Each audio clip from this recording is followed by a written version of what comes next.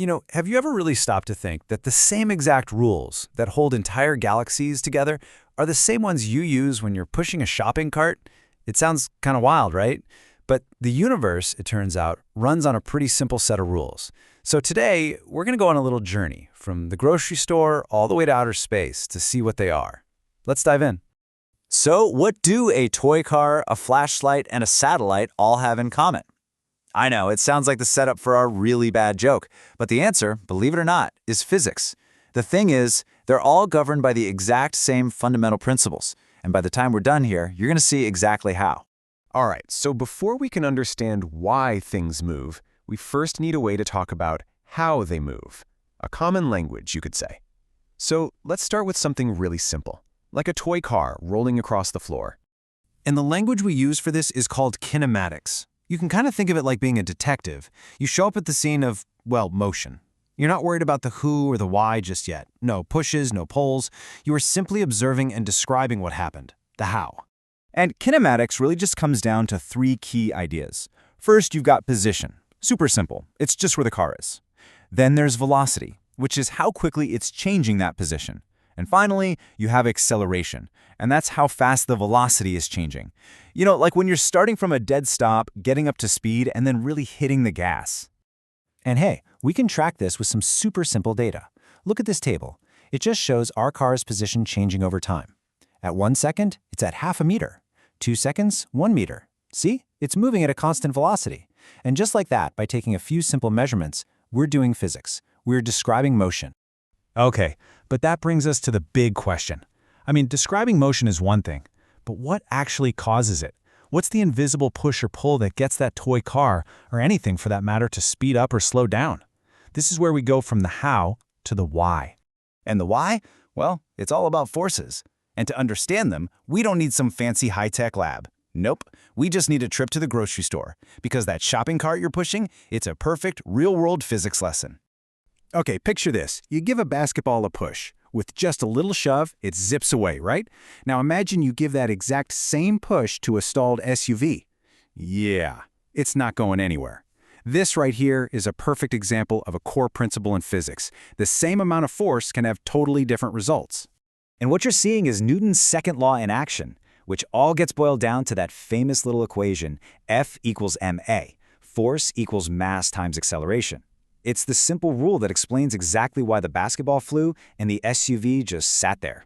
The SUV just has so much more mass. So it all just boils down to this. If you want to make something accelerate, you apply a force. If you want it to accelerate more, you apply more force. But if the object gets heavier, like when you fill up an empty shopping cart, you suddenly have to push a whole lot harder just to get it moving at the same speed. This one elegant rule is at work absolutely everywhere, all the time. So we get the forces we can feel, like a push. But that flashlight and our little riddle, it works because of a force you can't see. And to get that, we have to step into the kind of strange and really powerful world of electromagnetism. So this is a device from a study on teaching physics. It's called the EM kit. Now, don't worry about the technical stuff. Just look at how simple it is. It's just a copper coil, a strong magnet, and a tiny LED light.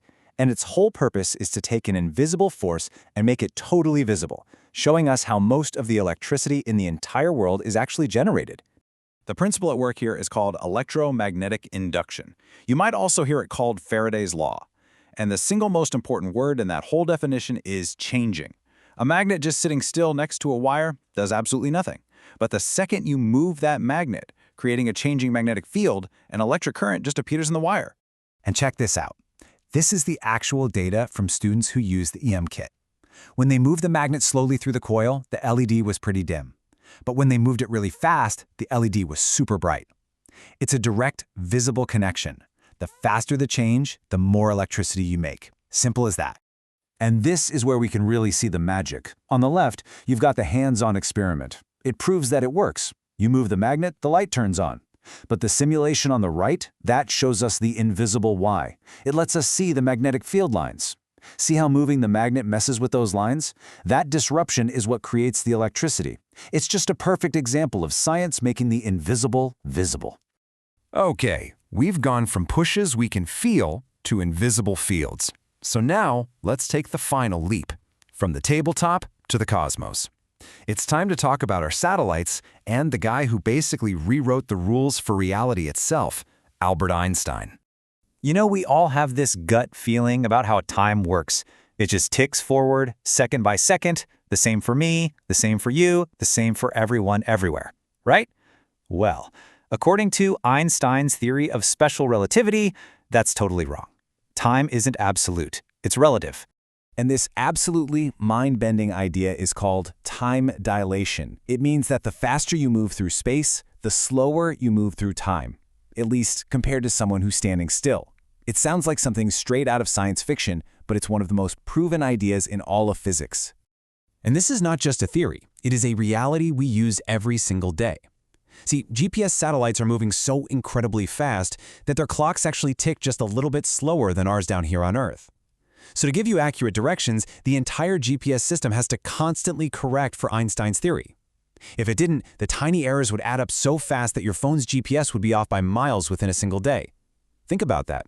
A century-old theory about the fabric of space-time is what lets you order a pizza to your front door. And of course, you can't talk about Einstein without mentioning the most famous equation in history, E equals mc squared.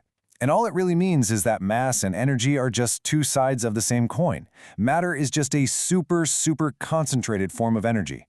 And it's the very principle that powers the sun and every star in the sky, turning a tiny amount of mass into a spectacular amount of energy. So, we've gone from a simple toy car to a flashlight to a satellite whipping around the Earth. We've covered 3 of the biggest ideas in physics. So now, let's bring it all back home. That simple push on a toy car? That's Newton's laws, governing how your actual car speeds up and brakes. That flashlight experiment with the magnet and coil? That's Faraday's law, the exact principle that giant power plants use to generate the electricity that's probably charging your phone right now. And all that weird stuff about time slowing down? That's relativity, making sure the GPS on that very same phone actually knows where you are. A research paper about teaching physics actually started with this quote. It's a question every student has probably asked at some point. Why am I learning this? Well, as we've seen today, the answer is because you're learning the code that runs the entire world, from the smallest little push to the biggest cosmic event. In the end, the universe runs on this surprisingly small set of really elegant rules that connect the most ordinary things to the most magnificent things. The real adventure starts when you start looking for those connections yourself. So our final question for you is, what will you find? Thanks for joining this explainer.